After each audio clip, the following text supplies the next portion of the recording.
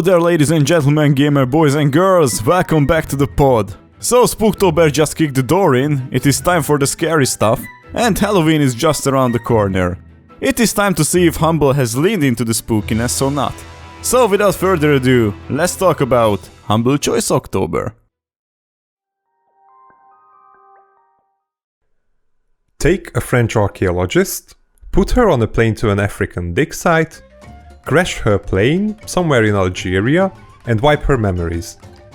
All you need to do now is sprinkle this concoction with a hint of occultism, a seemingly long-forgotten African tribe, and last but not least, a mouthful of dimension warping, and voila, you've got yourself some Amnesia Rebirth. Now, to be fair, this only lands you in a rather generic sounding and feeling skeleton of a game. Majority of the work will still be ahead of you if you actually want to deliver anything even close to the Amnesia experience. What really makes this title is the atmosphere it builds for you to experience. Not only through the jaw-dropping gorgeous visuals that help immerse yourself without falling out due to, for example, your brain fighting to believe in an ugly presentation, but also the sounds of the world surrounding you. You will hear insects crawling under your feet, wood creaking, unknown monsters nestling, or even dashing around in the shadows. There's a world built up here that's completely believable thanks to the metric fucktons of lore you come across around most every corner of it. Admittedly, the parts where you warp dimensions and enter a different world slightly undermine this effect, but even through that, it's super easy to get immersed. As for gameplay, you'll control the aforementioned French archaeologist lady from a first-person perspective on a journey to recover her memories. Hence the title, Amnesia, duh. Do not ask about the Rebirth part though, that's absolutely not clear after 3 hours, we'll see later on I guess. Back to gameplay. You'll be wandering around darker than midnight areas, attempting to navigate mazes or solve puzzles. While doing so, you'll have to manage your sources of light carefully, as your supply of lamp oil and matches will be limited unless you go out of your way to search every single nook and cranny for resupplies, in which case, however, you'll actually be able to practically light up the whole damn place as bright as Trump's wig. You'll also constantly be hunted by monsters, and even though seemingly you will be spared actual interactions with them most of the time, the actual tension you'll feel won't stem from being afraid of fighting them, or rather of not knowing when you'll actually have to cross your mustaches. And this is another aspect that sets Amnesia apart from your run-of-the-mill horror garbage. While it does operate with the occasional jump scare, those are actually few and far in between. The horror mood, instead, is built up via the atmosphere described earlier. If I wanted to point out anything negative, it would be the previously mentioned self-undermining of actually allowing you to traverse to the unknown scary place, which naturally makes it a less scary prospect, or maybe the annoyance of a certain notification text letting you know your wireless controller has been disconnected. The game, for some reason, doesn't bother to realize you're actually playing through your mouse and keyboard, and would thus leave this text in your face until you reconnect the device, regardless of you actually running from a creep or watching a cutscene at that exact moment. Other than these minor details though, I can absolutely only recommend you give Amnesia a chance. While it doesn't deliver as much as the original that practically created the genre, I don't think that's a realistic expectation either, and it does deliver in its own way.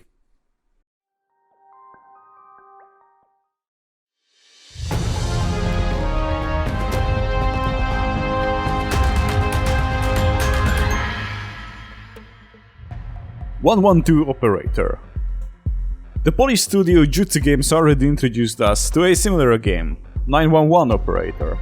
Both games deal with the simulation of work on the emergency line and the control room of the protective state forces, and both games are very similar. Only 112 is newer and more ambitious, and most importantly takes place on a completely different continent. Those familiar with the worldwide emergency numbers will know at a glance that we have moved from North America to the European continent, where we are brushing up on our operator skills. 112 Operator is a strategy game focused on the micromanagement and quick decision-making skills. In the campaign, which now has a story background, you start as a rookie who is assigned a single district to guard. You start in the control room with a pair of each police cars, fire trucks and ambulances under your baton. You have a map of where the units are deployed, and you collect information about the incoming issues. Then you try to choose the best solution for each problem, and so it goes on the day after day. From time to time, the work routine is interrupted by a call to the emergency line, where you use the pre-prepared commands to try to find out what the caller's problem is.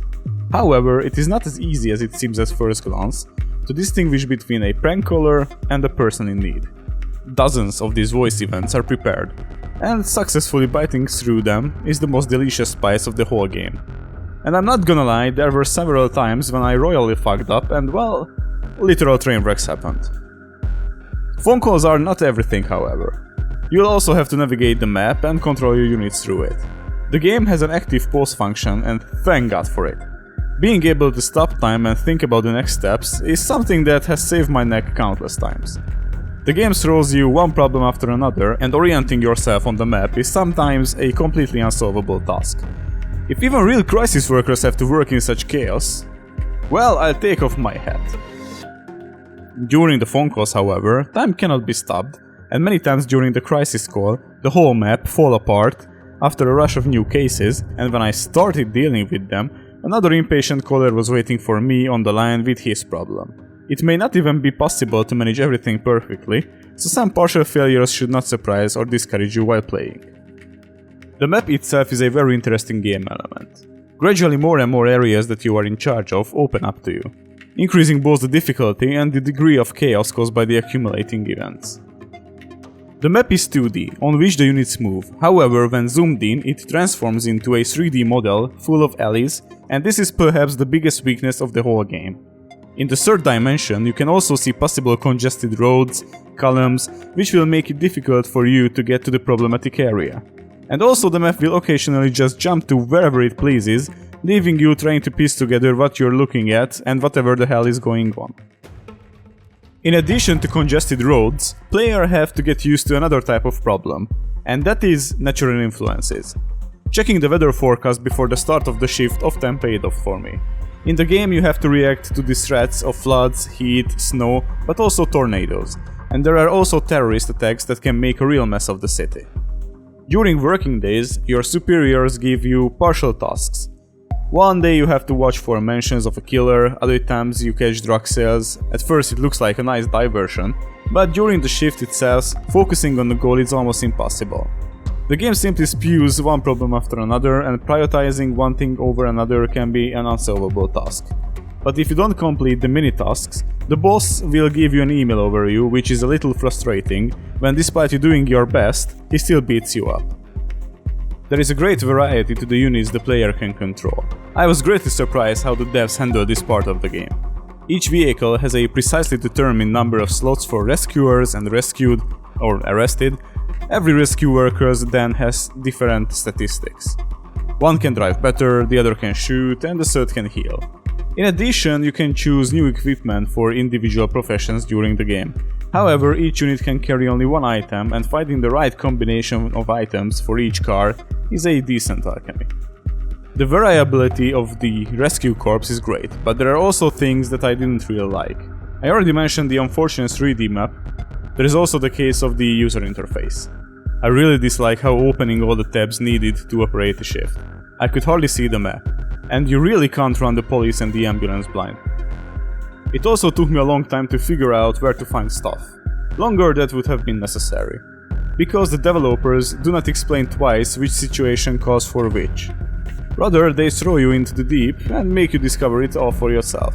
Which of course is fine, because a rescue career trip is fun and always surprises you with something, even if it's just your own inability to detect an obvious prankster, while a really endangered poor man is dying somewhere nearby. If you don't like stressful situations and time pressure, you better avoid 112 operator. But if you can handle a little of hectic excitement, and maybe you like This Is the Police, well, this is the game for you.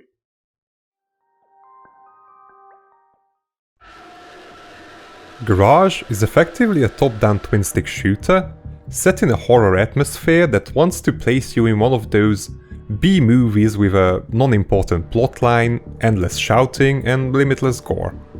Surprisingly enough, while I'm not exactly the audience for those movies, I'm actually quite okay with this game. Undeniable strength of the title is its presentation, from the top-notch pixel graphics to the sounds and the edgelord music blasted into your ears. All of this, combined with the horror theme, mixed with the whole drug aspect, creates a substantial atmosphere that pulls you in and keeps kicking you through even the rougher patches.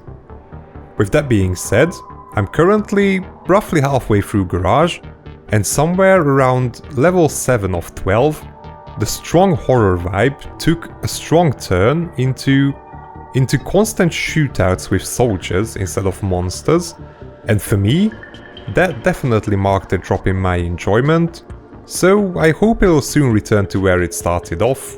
We'll just have to see, I guess. As mentioned, the story is completely forgettable so far. It tries to pull off the secret underground zombie experiment gone wrong theme, and this, mixed with the drugged sub-theme, makes me think it'll all end up being imaginary, but doesn't really matter to be perfectly honest.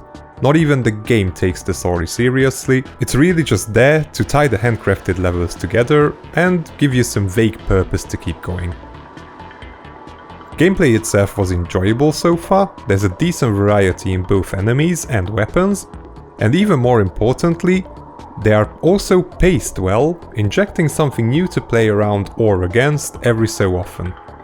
Controls feel responsive, and the two boss fights I've seen so far were both challenging, but fair and satisfying to beat. I'd say my only complaint is how the kick attack versus the shitty rat enemies is mostly unreliable due to a weird delay and what seems to be issues with clunky hitboxes, which is a real fucking shame since that'll be a noticeably big part of the early game and likely turn a big part of the audience away before long. Other than that, if the somewhat Hotline Miami resembling presentation or the idea of playing a B-movie is something you find interesting, I don't see any major reason why you shouldn't give Garage Bad Trip a chance. So far, it appears to be a decent source of fun for roughly 6 hours.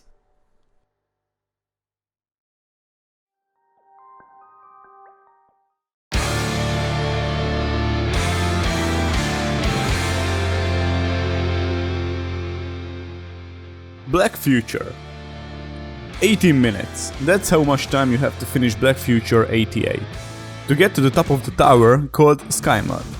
The principle is similar to other roguelikes, especially since the arsenal of equipment is potentially appears in one run is ever growing. So you get the feeling of progression even if you fail runs over and over again. You can also unlock up to 5 characters with their own strengths and weaknesses. One of them slows down time, another can dash multiple times, one can hack, and so on and so forth.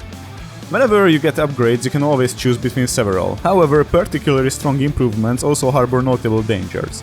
If you want to cause major damage, you have to accept, for example, having to play with a close to non-existent life pool. Thanks to these variables, every run is different, and exploring the randomly assembled but basically always the same looking rooms is definitely worthwhile. You will also have enough time for doing so. After all, certain upgrades allow the 18-minute countdown to be extended. Alarms, which you can trigger yourself, provide further challenge, forcing you to defend against a large number of robots in hopes of good prey. Bounty hunters, for example, are relatively dangerous adversaries, can also be caught, if they don't appear by themselves. If you want, you can experience all of this together with a partner or with your friends on Steam with the Remote Play Together feature. In any case, not only the fast movements are fun, but also the very different weapons, many of which have special properties. Some use the valuable money as ammunition, others leave gas clouds behind, put the robots out of action briefly, or teleport you to the place of the last enemy, which can be as helpful as it is dangerous. Weighing up how to fight and which upgrades are the most effective at helping it make up a big part of the game. The map also clearly shows what is where, even weapons dropped by enemies are included, and if the normal game is not enough for you, you can try daily challenges in ready-made levels under certain conditions. And now let's talk about the negatives a bit. The random number generator is not as powerful as in other games, which is why only a few different rooms are procedurally placed next to and top of each other. The graphics are annoyingly difficult to read in many situations. It's often difficult to recognize quickly enough what is happening, where one has just been teleported to, for example. Also, 80 minutes makes you always rush. There were several occasions where I just died because of my heart exploded. This is how the game makes sense of the 80 minutes. And I was close to the end but wanted to explore all the rooms. These occasions always left a sour taste in my mouth. In addition, there is the brevity of the game. If you go through different levels in Death Cells, each with their own graphics and opponent sets, the difference is clearly noticeable. Here, there are only 5 sections set in the same environment. Stronger robots are added, and which of the bosses you meet at the end of each section is always ruffled. All in all, I was disappointed when after the 5th session I was only set into a new run against stronger variants of the known enemies. Overall, Black Future is a nice addition to the roguelike genre and can be fun. It has great ideas, but sadly some of them were implemented in a very bad way.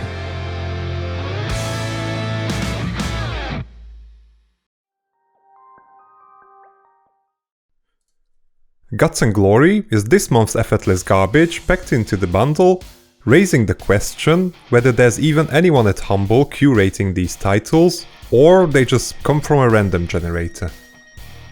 If you remember a 2D title called Happy Wheels, this is supposed to be that exactly in a 3D sandbox environment.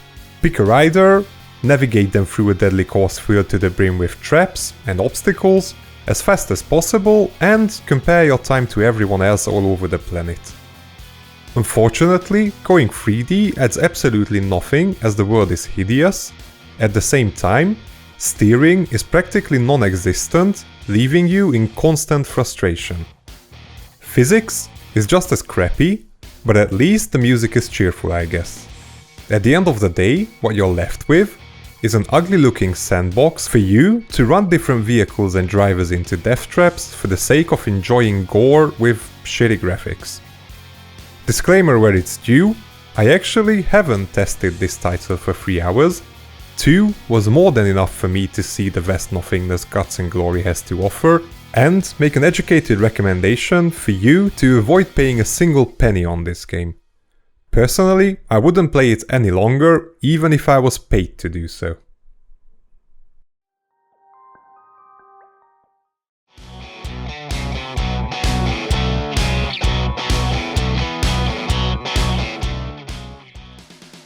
Hiveswap Friendsim.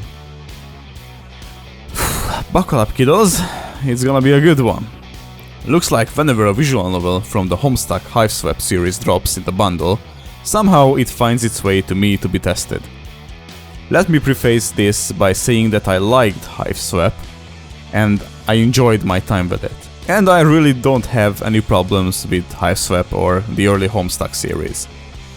But since Hiveswap, all the visual novels from this universe I received in the Humble Choice are just plain terrible. So, you may ask, what about this one? Well, I fucking hate this game. At first glance, you can already see the mistakes and the laziness in the artwork itself. You can plainly see brushstrokes in the background and mistakes and poor cleanup on the characters themselves, especially when they are zoomed in. The characters in here after meeting the player share their whole life in mere seconds, which doesn't make any sense. The writing is lazy, it isn't coherent, sometimes it doesn't make any sense. The whole exchange between characters are just weird and super awkward. The animations are lackluster, and during each chapter you only get 2 or 3 choices to make. This is a very poorly crafted visual novel in my opinion, that was only created to rip off some money of the already shrinking fanbase. I had to test this game for 3 hours, and I hated almost every minute of it. Out of the, 16 chapters I enjoyed maybe 2. I haven't really paid for this, as I paid for the whole bundle, but I'm absolutely sure it isn't worth $10. If you're a hardcore fan of the series, by all means, pick this one. But otherwise, please stay away from this abomination.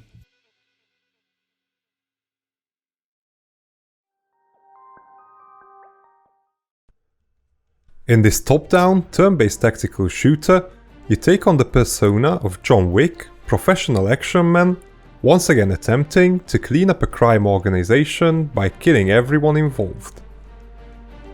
It's a pity this one, really. There's a pretty good idea deep in here somewhere, one where you would have everything at your disposal to choreograph and execute long-winded action scenes like the ones you see in movies. For the sake of achieving this, you're given a node-based playing ground, a protagonist stronger than the idiots surrounding him, and the turn-based nature of the game to think before executing the scene you envision. Once done, you would also have the opportunity to watch the entire scene back and marvel at your creation. Unfortunately, in practice, it all falls just a bit short of the vision. Locations, while generally alright, all end up feeling way too generic. The henchmen running at you are not only weak, but dumb and repetitive, occasionally also plagued by the AI going on meltdown, and they would just stand halfway through the activation sequence. Most every level ends with a boss fight, but so far 4 out of the 7 levels ended up being a letdown, as these bosses mentioned were just henchmen with an armor mechanic, forcing you to first slam them to the ground a few times and only then could you shoot them up. And yes, in 3 hours I completed 4 out of seemingly 7 total levels, so while you could theoretically later go back in to unlock achievements, your base playtime seems to be on the lower end of roughly 5 or 6 hours. The playback sequence feels super clunky, with the camera jumping around not knowing what to show or what angle to hold, and it also looks especially underwhelming from a graphics point of view. I'm guessing that's a sacrifice that had to be made to deliver on the whole action playback concept. Last but not least, there's no option to rebind keys, or just to even bind them for that matter. Waiting is one of the possible actions you can take to lure enemies closer and take them out safely instead of rushing in head on, but even though this is one of the most used actions, as I said, it's not bound to any key, and with no option available to do so, you're just gonna have to click it over and over and over again, which is a complete mindfuck to me.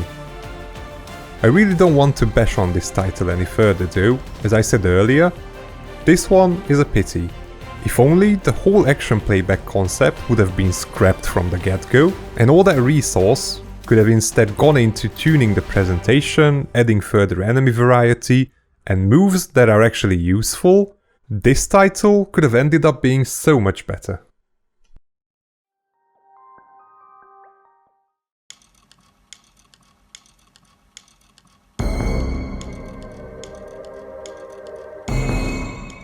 Ring of Pain.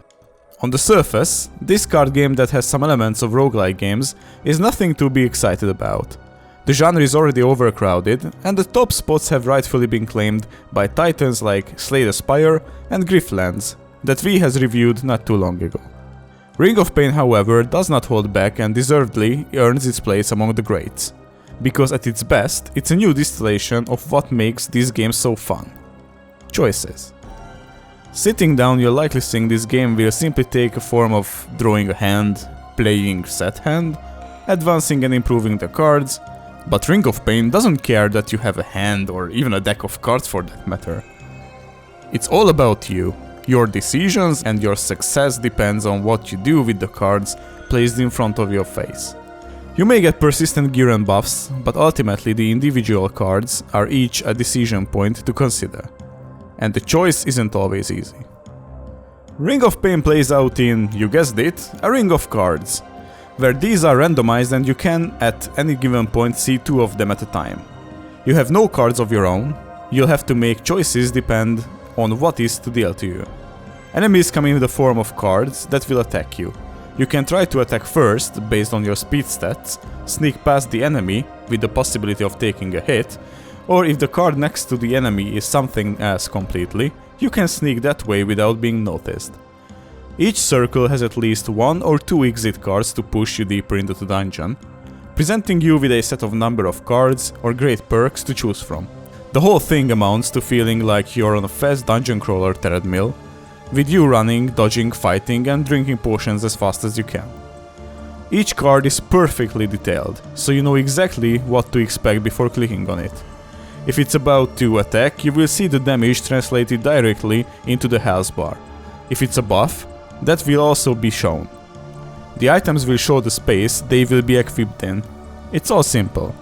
You'll quickly get into the flow of when to sneak, when to attack, when to grab items, when to use items, and when to simply accept that you are about to die. Because you will die. Quite often, as a matter of fact. As I said, Ring of Pain doesn't care if you are on your first level, it will make you cry for your mother if it wants to. The game is hard.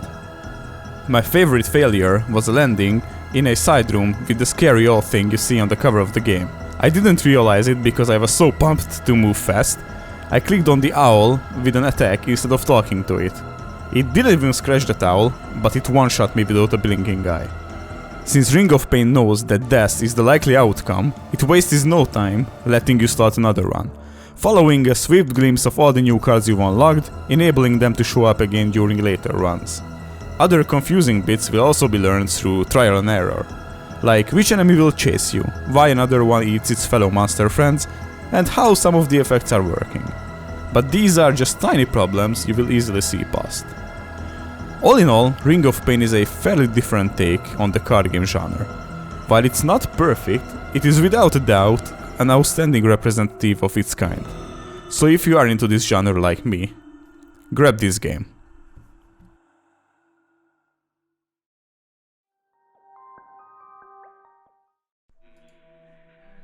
This game is fucking amazing. Do yourself a favor, grab it and play it. We done here? Or you want to know more just to keep me from going back to playing it? Well, sure, whatever. I'd categorize Katana Zero as mostly a precision action platformer. You'll enter carefully crafted but short levels with a set number of enemies you have to cut down before you're allowed to proceed. To do so, you control a samurai on combat drugs with a single sword that will be your most used means of hacking and slashing, but you can also use it for deflecting bullets back at enemies, or you can grab bottles, knives, statues and so on lying around to be used as ranged weaponry.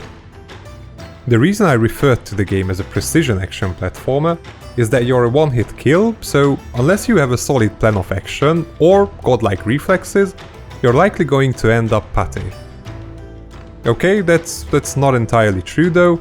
In case you were lacking of the godlike reflexes, you can make use of the ridiculous level of combat drugs in your system by slowing down time and overcoming your opposition that way, but if you're a sucker for pain, just like I am, you'll quickly catch on to how you can discover these patterns in the enemy's rate of fire, the bullet travel, their movement and so on and so forth. And this will lead you down a path to try and completely ignore the existence of the bullet time ability, as executing the same badassery without it is just so much more satisfying. Either way, once you've completed any given level, you will also have the opportunity to review everything you've done so far without the actual bullet time mechanic if you used it during your original playthrough. And unlike the previously discussed John Wick game, this title actually presents it in an enjoyable manner. There's also the occasional detour from the core gameplay loop. You'll come across stealth sections. Pro tip, you can crouch and walk slowly to avoid detection. Check the controls menu. Or side-scrolling parts. These are also crafted with care and shake up the base pacing of the game nicely. All of this is dressed up in high-quality pixel art graphics, supported by good sound design and crowned with an outstanding soundtrack. There's also a story in there, seemingly directed by your dialogue choices and actions during your playthrough, but to be perfectly honest, while I've just finished my first playthrough a bit over the 3-hour mark, I most likely made some incorrect choices, ended up dead, and without understanding practically jack shit of what's going on. Doesn't matter though, as I'm definitely going back in for some more and hoping to unravel more this time. A really solid core gameplay loop offering a challenge, top-notch presentation, a banger soundtrack, and replayability. Is there anything more you'd want from a game? No, there's not. Now go and get stuck into it, it'll be great.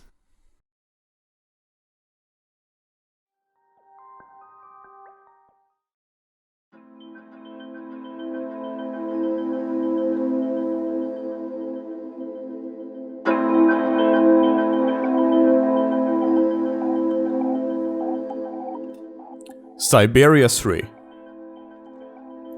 The Syberia series means a lot to me. This was the first game that me and my sister played together, and I still cherish these memories. So when I saw it pop up in the bundle, I was happy. But when I realized that 13 years have passed since the release of Syberia 2, I couldn't help but feel a bit concerned. Such a long time could have both a greatly positive or a detrimental effect on the successor. Syberia 3 opens with a passed out Kate Walker in the snow being rescued by the Yukon tribe. Our lawyer protagonist is on the verge of death and is taken to a clinic where, when she regains consciousness, she finds herself a prisoner of some shady characters with unclear motives.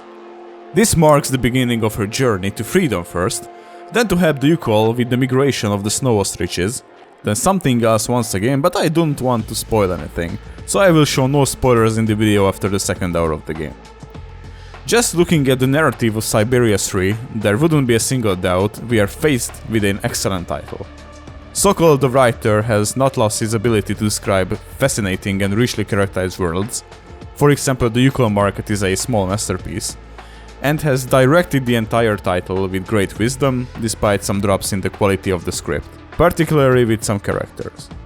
Kate Walker is still a credible and fantastic character, tormented but strong and able to get by using her intelligence, even in the most complicated situations. Even considering the puzzle, Syberia 3 puts up a fair fight. While some accuse the game of being too easy, my view is the difficulty seemed to be in line with that of the first two episodes. Maybe Syberia 1 and 2 seemed harder because I was a child back in those days, but looking back, realistically speaking, neither of those titles became famous for being insurmountable challenging. Like any other self-respecting point-and-click adventure title, there are objects to collect and use occasionally, combined with other objects. There are also numerous mechanical puzzles. For example, there's a part where you have to line a key with a lock by turning wheels, while in another you have to manipulate locks to filter the water of a river. So far, a good story, puzzles that, while not difficult, are interesting, and a fascinating protagonist. What more could a fan of the genre want? Unfortunately, so far I've only described the best of Syberia 3, which is ruined by an overall problematic implementation. The game often seems to get confused about what it wants to be.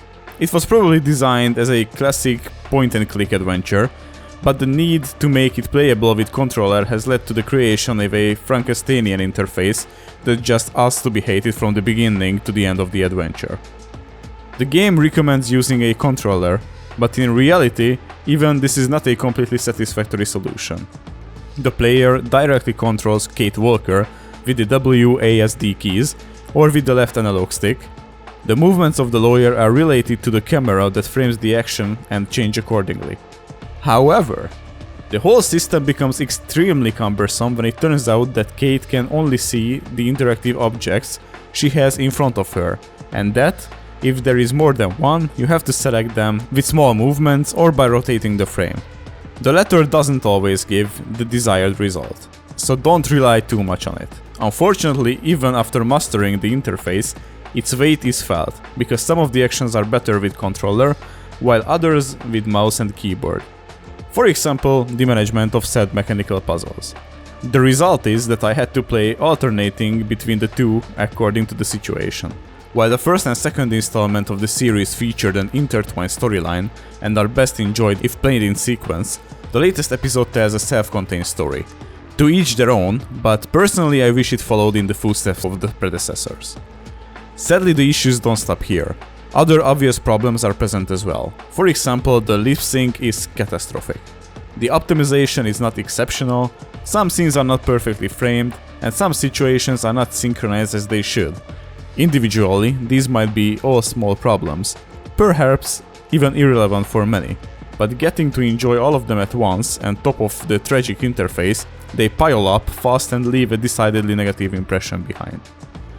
It is undeniable that the narrative side of Syberia 3 is top-notch, and same goes for the magnificent soundtrack that deserves to be listened to even outside of the game. While these will surely help dampen the annoyance of the aforementioned issues, even to a point where you will likely want to see the game through to the end, but they still don't grant an excuse for all of the mess. Overall, if you were, and are a fan of the series, it might be a great pick for you. If not, I'd recommend you to pick up and enjoy the first 2 episodes, and maybe then decide on the third one.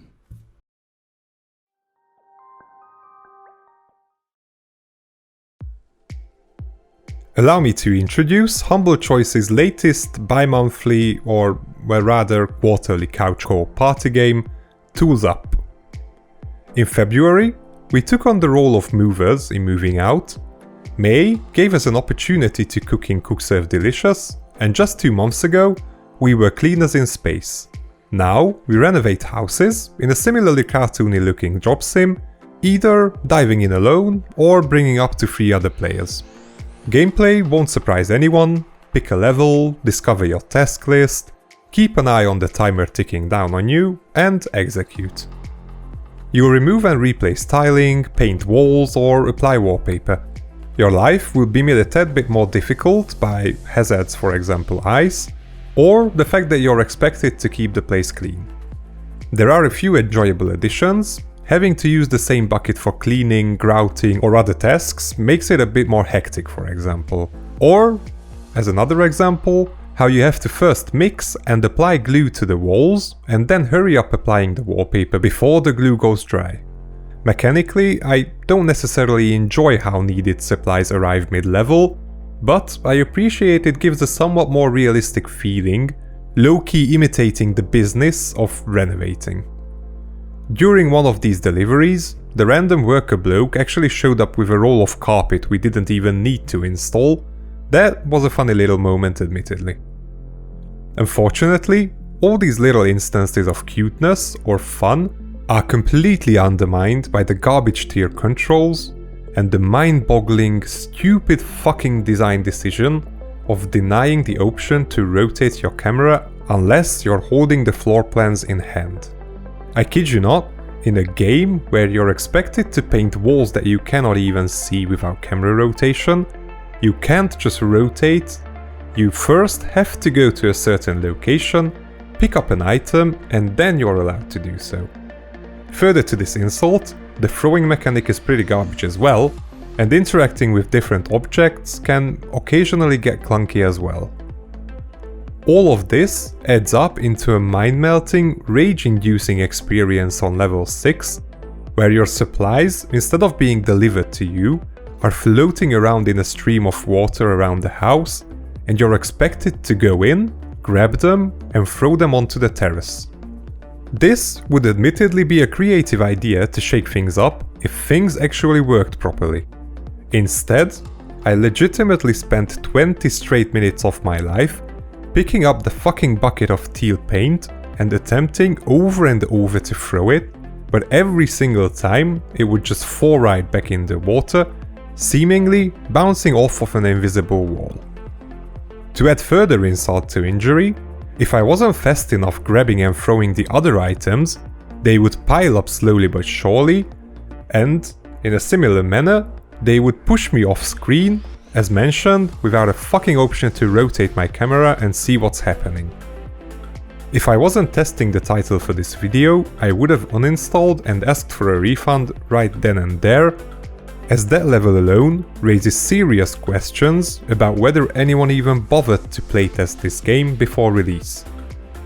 I guess the light at the end of the tunnel is the fact that even if you just get the smallest little thing done by the time the timer reaches 0, you'll have the option to move on to the next level, so at least you're not stuck in this hellspawn of a level for eternity. And honestly, if I force myself to completely disregard any memory of this specific level, despite the clunky controls, I didn't hate my time spent with Tools Up, unlike, for example, Guts and Glory, where I hated every single second. I wouldn't go as far as saying I necessarily enjoyed it, but I can see how just sitting down on the couch with your kids playing this for, let's say, an hour on a Friday night can be a pleasant experience. At the same time though, there are so many other contestants in the genre, unless you're already done with every single one of those, there's not really much here to make you want to end up with Tools Up.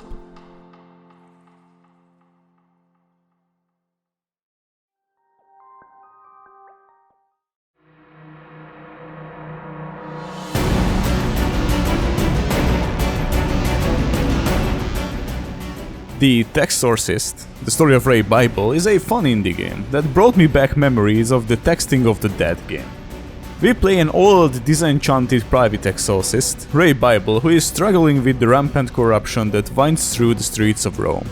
A corruption not only of customs, but of souls themselves, which have become easy prey for fierce but also extravagant demons.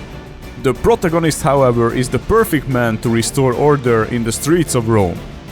Armed with his trusty Bible, Ray will make his way through the scum of the city, slamming the word of God in the face of the hapless poor. The gruff exorcist seems to have come out of a hard-boiled novel. The events of which he finds himself investigating are dark as he is. Prostitution, human trafficking, and drugs are the topics covered by the game, in a light but interesting way. Behind the text adventure facade, there is a hidden bullet hell shooter in which we have to combine lightning reflexes with typing talent. The typical fights will see us on one side busy dodging a wild hail of bullets and explosives, and on the other we'll be typing prayers like a madman. Without cover to hide behind, we can call on our Bible to act as a shield. However, one blow will suffice to make the book fly away, leaving the cleric vulnerable to subsequent blows. Retrieving it in a short amount of time will not only restore Ray's immunity to bullets, but will allow him to move forward in the exorcism. In fact, in order to defeat the demonic creatures that infest Rome, Ray Bible will also have to recite, typing word by word, long and complex prayers, both in Latin and in more modern languages. Making a mistake in typing will make you go back in the writing, while staying too long without the Bible in hand will completely cancel the sentence, forcing you to start over. Running away from the target to escape his blows will make it momentarily useless to go on with the prayer, while having a good rhythm on the one hand will increase the score multiplier and on the other will allow you to have an eye on the entire sentence to be pronounced. Writing with one hand and avoiding bullets with the other is complex, especially as you advance through the story. It gets hard and sometimes frustrating. It can become a real pain in the ass if you're not a great typer. And I can imagine people who will hate the game after the second boss battle. What you can try to do is ask a friend for help by dividing the tasks. One writes and the other one dodges. If there was also a third person willing to dictate, then I guess it would make everything easier. The enemies are many and thank God, very great from one to the next. There's a guy who throws bombs to be deactivated by writing synonyms for deactivate, or the ones who throw bullets capable of covering the words to be written or to explode in a particular way. Understanding the various attack patterns will therefore be fundamental, especially to understand when to take advantage of the pauses to move forward quickly with the exorcism. This system was then extended to the whole adventure. To use Ray's office PC, we have to type the commands in full MS-DOS style. Here called MS Gods. Oh, Jesus Christ. Alright, move on. To talk to the people we have to write talk, to go to the place we can type the street name directly, and so on. A system perhaps not very comfortable, but perfectly in line with the style and personality of this work. Characters are rich in quotes, even not particularly original. The pixelated graphics are nice, and as for the soundtrack, it is full extremely catchy 8-bit metal. And then there is the humor. Some of the players will laugh, some of the players will cringe really hard. It depends on the player. If you think that it's not possible to have fun writing prayers in Latin on the computer, then the Textorcist, the story of Ray Bible, will surprise you. If you hate typing, especially really fast, well, it will be a hard pass for you.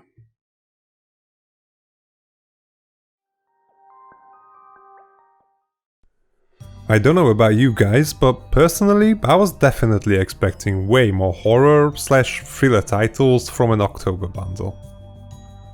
Admittedly, Amnesia is one of the top franchises of the genre, so that kind of makes up for only having a single true horror game besides that one around, but still, it would have been in theme to go in harder on this genre. On a purely positive note, however, believe it or not, we've received a bundle without any single early access titles. Come on Ma, grab the bottle of champagne we've been keeping around for this. Next to Amnesia, Katana Zero was our other leading title. Let's take a look at how they've performed. Based on our experience, top entries this time around were the two headliners and Ring of Pain. Guts and Glory and Hiveswap both landed in the disaster containment area for being utterly garbage, and sadly, John Wick and Tools Up didn't prove to be better than the low tier, despite being built around promising concepts. Our other participants are having a jolly good time in midfield, while all of them have a minor fault or two. Still, they can be worthy of your time, you don't necessarily need to shy away from these ones.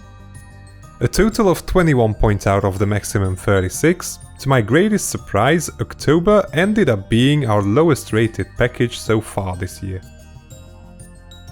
As always, we'd be very grateful if you pleased the machine gods by liking our video. If you'd like to come along for next month's ride, don't hesitate to subscribe. Any and all recommendations are welcome in the comment section.